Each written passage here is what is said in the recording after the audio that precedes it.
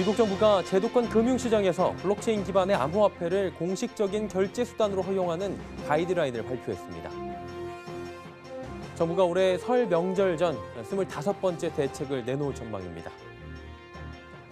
정부가 올해 반도체 수출액이 역대 두 번째로 1,000억 달러를 넘어설 것으로 내다봤습니다.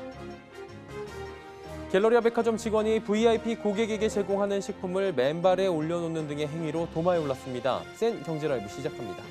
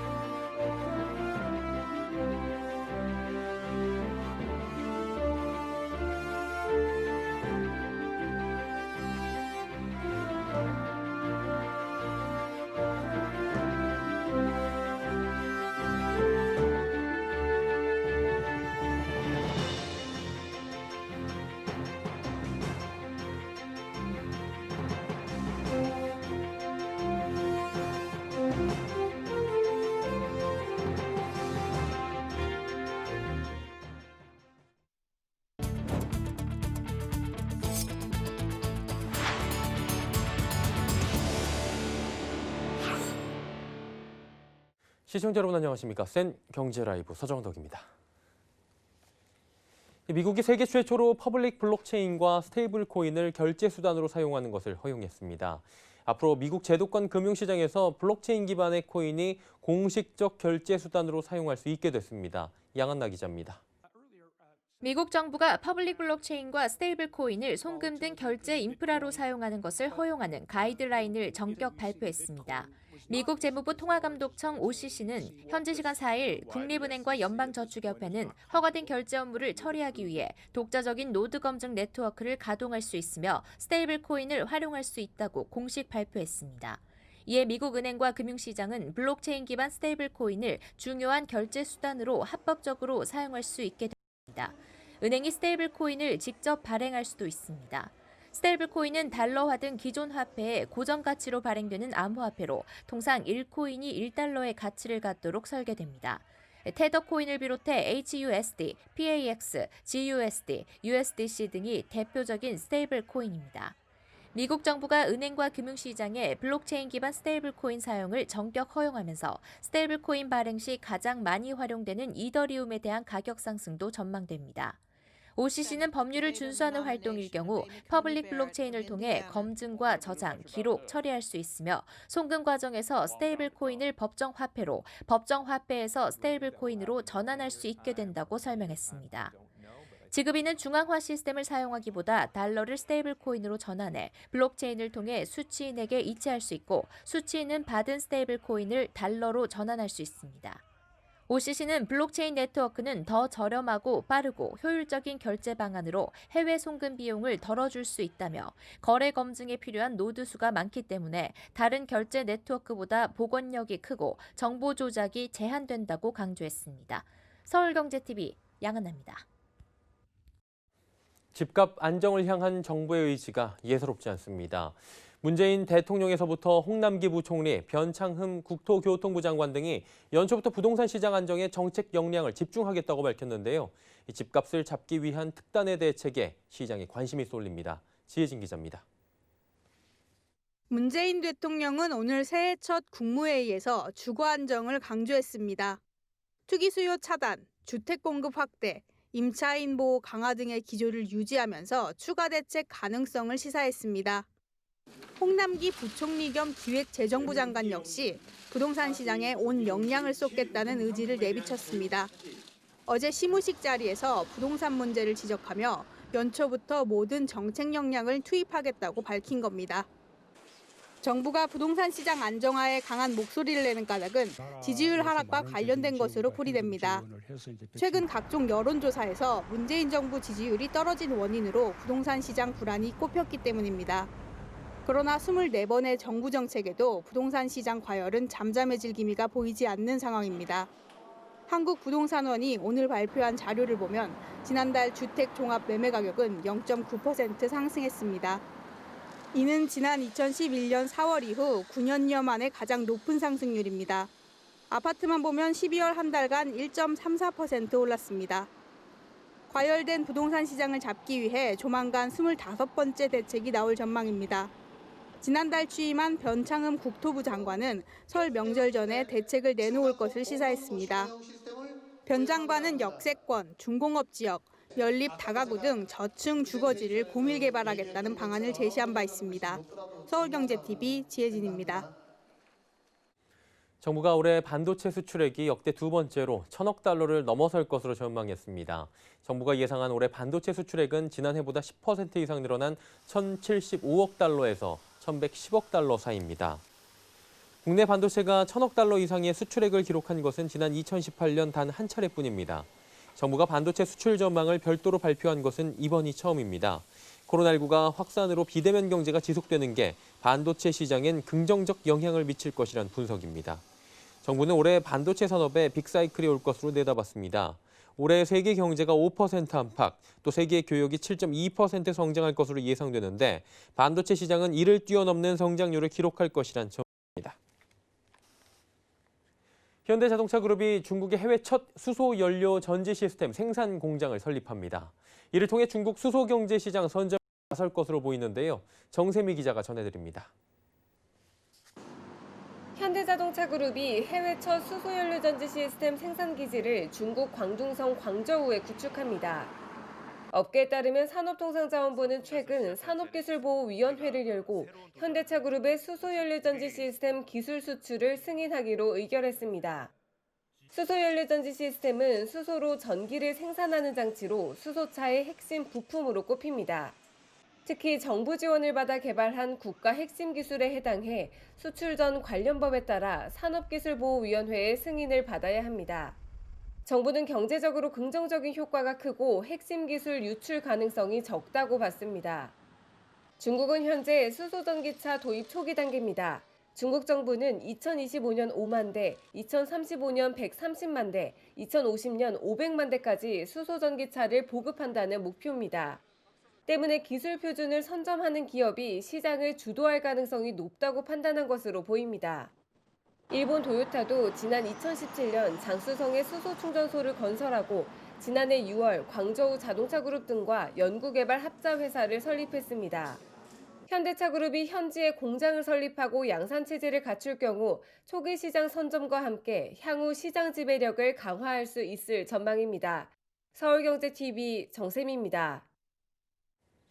갤러리아 백화점이 고객을 농락했다라는 논란에 휩싸였습니다. 백화점 직원이 고객에게 제공하는 음식을 맨발에 올려놓고 또 이내 떨어뜨리는 행위를 직접 SNS 계정을 통해 방송한 건데요. 갤러리아 측은 직원 개인의 장난이라고 해명했는데 직원 관리와 고객용 식품 위생 관리에 소홀하다는 지적이 나옵니다. 문다희 기자입니다. 커피 머신과 다과가 올려진 테이블 위에 한 백화점 직원이 올라앉아 맨발을 뻗자 다른 직원이 이 직원의 발 위에 쿠키를 겹겹이 쌌습니다. 이후 발 위에 쿠키를 놓은 직원이 이내 바닥에 쿠키를 모두 와르르 쏟습니다. 영상에 나오는 장소는 경기도 수원에 위치한 갤러리아 광교점의 VIP 라운지 탕비실. 12층에 위치한 이곳은 연간 2천만 원 이상의 실적을 가진 VIP 고객들만 출입 가능한 공간으로 하루 평균 500명에서 600명의 고객들이 드나듭니다. 백화점 직원들이 수많은 VIP 고객들에게 제공할 음식을 가지고 장난을 친 겁니다. 이 영상은 지난달 14일 타인에 의해 유출된 것도 아닌 해당 직원들이 직접 자신의 SNS에 생방송으로 촬영해 올리며 알려졌습니다. 최근 온라인 커뮤니티를 통해 이 사실이 알려지자 여론은 급속도로 악화되고 있는 상황. 고객에게 제공할 음식으로 장난을 친 것도 문제인데 결국 갤러리아의 위생관리와 직원 서비스 교육이 소홀했다는 증거라는 겁니다. 갤러리아는 영상 속 직원들은 파견직으로 관리 매뉴얼대로 교육해왔으나 정직원이 자리를 비운 사이 벌어진 개인의 일탈 행위라고 해명했습니다.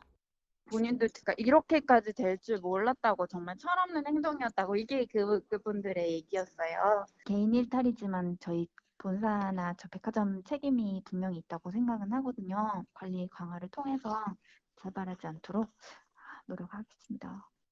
논란이 되자 갤러리아는 사과문을 게재하고 라운지 이용 고객들에게는 외부에서 사용할 수 있는 음료 쿠폰을 지급하는 방식으로 바꿔 운영하고 있습니다. 연애 수천만 원에 달하는 매출을 책임져주는 VIP 고객을 위한 공간에서 벌어진 사건. 고객을 최우선으로 한다던 갤러리아지만 이번 사건으로 이미지 타격은 불가피해 보입니다. 서울경제TV 문다입니다.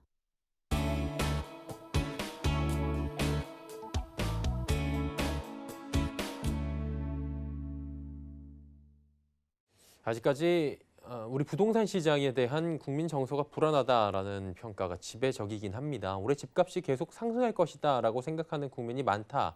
뭐 이런 설문조사도 계속 나오고 있고요. 이런 가운데 변창흠 국토교통부 장관이 설 명절 전에 추가 부동산 정책을 발표하겠다라고 밝혀서 관심이 집중되고 있습니다. 일각에선 국토부 직원들이 휴가도 반납하고 정책 마련에 온 힘을 쏟고 있다는 얘기도 들리고 있는데 이른바 변창흠 제1호 정책은 어느 곳에 방점을 찍을지 또 어느 부분에 중점을 둬야 하는지 이 부동산분의 설석용 기자와 이야기 나눠보도록 하겠습니다. 나와 있습니까? 네, 안녕하십니까? 예. 설문조사 보니까 올해도 집값이 오를 것이다라고 전망한 분들이 많은 것 같더라고요. 응답자 절반 이상이 뭐 집값이 계속 오를 것이다라고 답변을 했는데 이게 국민 시선이 여전히 불안한 것이다 이렇게 봐도 되겠죠? 네, 최근 집값 관련 설문조사 결과들이 많이 보도되고 있는데요. 직방이 지난해 12월 실시한 2021년 주택시장 전망 설문조사 결과를 어제 내놨습니다. 전체 응답자 중 올해 주택 매매 가격이 상승할 거라고 응답한 사람이 전체의 59%로 집계됐습니다. 20, 30대가 집값 상승을 전망하는 답변을 가장 많이 내놓은 것으로 나타났는데요. 40, 50대 마찬가지겠지만 신혼집 마련 등으로 주택 마련에 가장 절실한 세대인 20, 30대는 계속 집값 상승에 대한 걱정을 하고 있는 거라고 보시면 될 것 같습니다. 이와 반대로 하락할 거라고 답변한 사람은 29%, 그대로 유지될 거라는 응답자는 12%에 머물렀습니다. 주목해야 할 부분은 상승할 거라고 생각하는 이유가 무엇이냐 하는 건데요. 전월세 상승 부담으로 인한 매수 전환을 가장 큰 이유로 꼽았습니다. 올해 주택 매매 가격이 상승할 거라는 응답자의 36.5%가 답변한 내용인데요. 전월세 가격이 상승하다 보니 매매하려는 수요자가 많아진다는 얘기입니다. 공급 물량도 그에 맞게 따라줘야 하는데 그러지 못하다는 겁니다. 신규 공급 물량 부족이 두 번째 상승 원인으로 조사됐습니다. 저금리 기조로 인한 부동자금 유입과 선도지역 단지 가격 상승으로 인한 동반 상승 등의 이유가 뒤를 이었습니다. 새로운 부동산 정책을 만들 때 이런 국민 정서가 고려돼야 할 부분이겠습니다.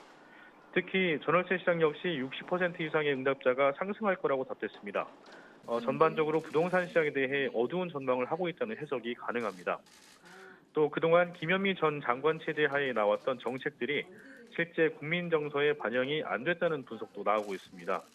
대부분 규제를 강조한 정책들이 나온 반면에 공급 대책도 내세웠지만 국민들이 내 집 마련에 대해 안심하지 못하고 있다는 뜻입니다. 공급 대책에 따른 입주가 실제 이루어지려면 최소 2, 3년 정도가 지나야 하기 때문에 아직 안심할 수 없다는 평가를 많이들 하는 겁니다. 그동안의 지금 정책들은 규제의 방점이 좀 찍혀 있었는데 이제 공급책이 좀 나와야 된다라는 말이 있잖아요. 변 장관의 1호 부동산 정책은 어떻게 예상됩니까? 네, 변 장관이 취임 전부터 강조한 토지 비축 제도를 활용할 것이냐에 대한 관심이 높습니다. 지난 인사청문회에서 심상정 정의당 의원이 토지 비축 제도를 활용한 정책을 내세울 거냐 여부를 묻자 변 장관은 향후 토지 비축 제도를 기존 도로, 공원 외에도 주택 건설을 위해 활용해 나갈 필요성이 있다고 답하면서 사실상 토지 비축 제도를 공식화했습니다. 이어 민간의 택지를 분양해 민간주택을 건설하는 것 외에도 비축 토지를 활용해 공공 자가주택 등을 확대해 나가는 방안에 대해 면밀히 검토해야 할 것으로 생각한다면서 강한 의지를 보이기도 했습니다. 토지 비축 제도는 공익사업에 필요한 용지를 적절한 시기에 저렴한 가격으로 공급하기 위해 집가 상승 이전에 미리 매입하는 방식입니다. 현재는 한국토지주택공사가 택지개발 용지를 자체 재원으로 매입하는데 토지 확보에 시간이 걸리고 비용 부담도 크다는 게 단점입니다. 변 장관이 말하는 토지 비축 제도는 토지은행이 주택 공급용 토지를 집가 상승 전에 미리 확보해놓고 필요할 때마다 택지로 활용하는 방식입니다. 나라에서 토지를 매입해 저렴한 주택을 공급할 수 있다는 겁니다. 현재는 토지 비축 제도를 통해 확보된 땅은 도로 개설이나 도시공원 조성 등 토지 보상법상 공익사업에만 사용되고 있습니다. 따라서 택지 공급에는 활용되지 못하고 있어서 변 장관이 관련법 재개정도 추진할 것으로 예상됩니다. 비축 토지를 활용하는 방안이 마련된다면 변 장관이 주장하는 공공자가주택 공급에 적용될 가능성이 아주 높은데요. 변 장관은 토지 임대부 주택이나 환매 조건부 주택 등 공공자개주택을 시세의 50-60% 저렴한 분양가에 공급하겠다는 방침을 밝혔습니다. 분양가를 낮추는 방법으로 비축 토지를 활용한 공급주택이 될 수 있기 때문입니다. 시세의 절반가량 분양가로 공급하는 방식이라서 반값 아파트 정책이라는 얘기도 나오고 있습니다. 지난해 6월 국토부는 토지 비축 제도의 비축 대상에 도시재생 혁신지구 사업을 포함하고 수급 조절형 토지 비축이 가능하도록 관련 절차를 정비하는 방안을 추진하겠다고 밝힌 바 있습니다. 변 장관이 바통을 이어받아 속도를 올릴 거라는 전망이 나오고 있는 이유입니다. 이른바 반값 아파트다라고 하면 최대한 활용을 하는 게 좋을 것 같은데 토지 비축 제도에 대한 업계 반응은 현재 어떻습니까? 예, 이미 LH가 하고 있는 제도이긴 한데요. 큰 틀에서 토지를 미리 사뒀다가 시기적절하게 공급한다는 건데 매입 비용과 유지비 등이 문제가 될 수 있습니다. 국가 사업으로 하게 된다면 LH가 주도적으로 할 텐데 아무래도 자금 여력이 넉넉하지 못하다는 게 전반적인 평가입니다. 권대중 명지대학교 부동산학과 교수 얘기 들어보시겠습니다. 토지 비축 제도를 하게 되면 자금이 많이 들어갑니다.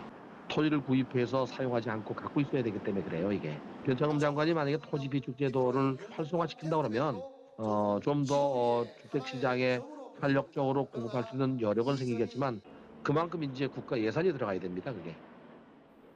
네, SH가 함께한다 하더라도 서울권만 보면 매입할 땅이 그리 넉넉하지 않다는 게 또 아쉬운 점입니다. 예산 문제와 땅을 어느 정도 확보하느냐 이 부분이 좀 문제일 것 같고요. 어떻게 풀어낼지 좀 봐야 될 것 같습니다. 이 외에도 좀 예상되는 정책이 있습니까? 네, 인사청문회에서 언급된 내용들인데요. 역세권과 준공업지역, 연립 다가구 등 저층 주거지의 고밀 개발도 유력합니다. 또 영종률이나 도시계획 규제 완화 등 관련 제도 개정도 함께 이루어질 것으로 예상되는데요. 여기서도 공공과 민간이 어떻게 융합돼서 공급 사업을 펼쳐나갈 거냐가 관건이 되겠습니다. 또 앞서 언급해드린 것처럼 올해 주택가격이 오를 거라는 전망이 많다는 설문조사 결과들이 나오고 있는데 여전히 우리 국민들은 부동산 시장에 대해 불안한 정서를 가지고 있습니다. 이건 공급 물량이 가시적이지 않기 때문인데 3기 신도시를 비롯해 127만 가구 공급 계획은 있지만 조금 먼 얘기이기 때문에 중장기적 대안이 필요하다는 의견도 나오고 있습니다. 윤지혜 부동산 114 수석 연구원입니다. 당장 공급 시차 때문에 공급량을 단기간에 확대하는 데는 한계가 있으니까 역세권 일대의 도심 내에서의 공급량을 어느 정도 수준까지 확대할 수 있냐에 대한 부분들을 우리 부동산 시장이 해가 바뀌었는데 여전히 전망은 밝지 않다는 의견들이 많은 것 같네요. 변창흠 신임 국토부 장관이 이번 설 명절 전에 부동산 정책 발표를 예고하면서 또다시 좀 주목을 받고 있는 상황입니다. 자, 문제는 이거죠. 공급 물량을 얼마나 많이, 얼마나 빠르게 또 저렴하게 내놓을 수 있느냐 이 부분인 것 같은데 과연 향후에 어떤 정책이 어떻게 발표될지 계속해서 지켜보도록 하겠습니다.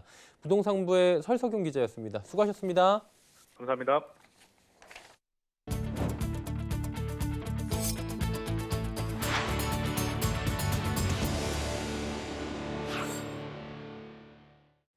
저축은행들이 몰려드는 대출 수요로 예대율이 급상승하자 예적금을 늘리기 위해 예금 금리를 연 2% 가까이 올렸습니다. 일부 대형 저축은행은 지난해 4분기 예대율이 100%를 넘어선 것으로 나타나자 고금리 적금 출시를 추진 중인 것으로 알려집니다. 정순영 기자입니다. 지난달 말 기준 저축은행의 평균 예금 금리는 전월 말보다 0.01%포인트 오른 연 1.9%. 지난 8월 말 연 1.65%로 바닥을 찍은 후 지난달 말 1.9%까지 0.25%포인트 상승했습니다.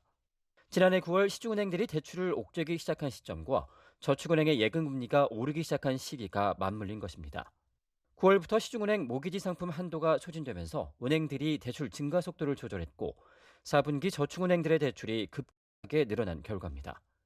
저축은행들은 올해 영업 여력 마련을 위해서라도 예대율을 크게 낮춰야 하는 상황이어서 당분간 예금금리를 더 올릴 수밖에 없습니다. 코로나19 장기화로 금융권 여신 리스크가 높아져 금융당국의 예대율 관리 압박이 거세진 것도 또 하나의 이유입니다. 보통 대형 저축은행들은 매년 말 특판예금 상품 판매에 나서지만 지난해 저금리 기조로 자금이 몰리자 수신이 충분하다고 보고 특판을 준비하지 않았습니다. 하지만 지난해 금융당국 권고 기준인 예대율 100%를 넘어서자 대형 저축은행은 부족한 수신 잔액 확보를 위해 최고 연 5%대 신상품 출시를 준비 중입니다. 시중은행과 달리 예적금 외에는 자금 조달 방법이 없어 수신 금리를 시중은행보다 높게 책정해 고객과 자금 조달 확보에 나선 것입니다. 투자처를 찾지 못한 자금들이 주식시장으로 빠져나가는 상황에서 금리 혜택으로 고객 확보에 나선 저축은행의 승부수에 관심이 모아지고 있습니다. 서울경제TV 정순영입니다. LG U+가 새해 5세대 이동통신 중저가 요금제를 내놨습니다. 5G 대중화와 소비자의 선택권을 강화하기 위해서인데요. 이로 인해 이통 3사 간 5G 요금 경쟁이 본격화되며 5G 중저가 시장이 활성화될 것으로 보입니다. 윤다혜 기자가 전해드립니다. LG U+가 4, 5만 원대 5G 요금제 2종을 내놨습니다. 기존보다 가격이 저렴하면서 데이터 용량은 늘어난 게 특징입니다. 먼저 다음 주부터 이용 가능한 5G 슬림 플러스 요금제는 월 47,000원에 5G 데이터 6기가를 제공합니다. 선택 약정을 적용할 경우 월 35,250원만 부담하면 되고 데이터 제공량 소진 후에는 400kbps의 속도로 무제한 이용 가능합니다. 이어 29일 선보이는 5G 라이트 플러스는 신규 가입자들이 이용 가능합니다. 기존에 월 55,000원에 9기가를 쓸 수 있던 데이터 제공량이 월 12기가로 늘었습니다. 데이터 소진 시 1mbps의 속도로 무제한 데이터를 제공합니다. LG 플러스는 이번 5G 중저가 요금제에 그치지 않고 앞으로도 특화 요금제와 결합 상품 등으로 요금 혁신을 선보일 계획입니다. SK텔레콤도 이달 월 3만 원대 5G 요금제 출시를 준비 중입니다. SK텔레콤은 지난달 29일 과학기술정보통신부에 5G 요금제를 신고한 상태입니다. 월 3만 원대의 데이터 9기가, 5만 원대의 데이터 200기가를 주는 요금제 등을 준비 중인 것으로 알려졌습니다. SK텔레콤이 신고한 요금제가 수용하게 되면 통신 3사 중 가장 저렴하게 됩니다. 이렇게 되면 고객을 뺏기지 않기 위해 경쟁사들의 움직임도 더 분주해질 것으로 보입니다. SK텔레콤이 신고한 요금제가 정부에서 수용될지 경쟁사들이 촉각을 세우고 있는 가운데 요금 경쟁으로 인해 중저가 요금제가 쏟아질지 주목됩니다. 서울경제TV 윤다입니다. 여러 카드사의 카드 포인트를 한 번에 조회하고 또 현금으로 전환해 계좌에 입금할 수 있게 됐습니다. 금융위원회는 오늘부터 모든 카드사의 포인트를 조회해 한 번에 지정된 계좌로 이체 또 출금할 수 있는 서비스를 개시했습니다. 카드 포인트 조회는 여신금융협회의 카드 포인트 통합 조회, 계좌 이체 앱, 또 홈페이지 또는 금융결제원 어카운트 인포 앱을 통해 이용할 수 있습니다. 계좌 입금이 가능한 포인트는 카드사별 대표 포인트로 특정 가맹점에서만 소비 목적으로 쓸 수 있는 제휴 포인트는 통합 이체, 출금 대상에서 제외됩니다. 지난해 국내 소비자의 술, 또 담배 지출액이 역대 가장 크게 증가한 것으로 집계됩니다. 한국은행에 따르면 지난해 3분기 가계 목적별 최종 소비 지출 가운데 술 및 담배 지출액은 4조 3천억 원에 육박했습니다. 이는 1970년 한국은행이 관련 통계를 낸 이후 가장 많은 액수입니다. 코로나19의 확산으로 집단적 피로감이 커진 데다 사회적 거리 두기까지 강화되자 술, 또 담배 소비가 늘어난 것으로 보입니다. 통계청 가계 동향 조사를 봤을 때도 지난해 3분기 전국 가구 월 평균 가계 지출 가운데 주류 담배 소비 지출 금액은 42,980원으로 2003년 통계 작성 이래 가장 많았습니다. 센 경제 라이브 저희가 준비한 소식은 여기까지입니다. 건강한 저녁 시간 보내시기 바랍니다. 고맙습니다.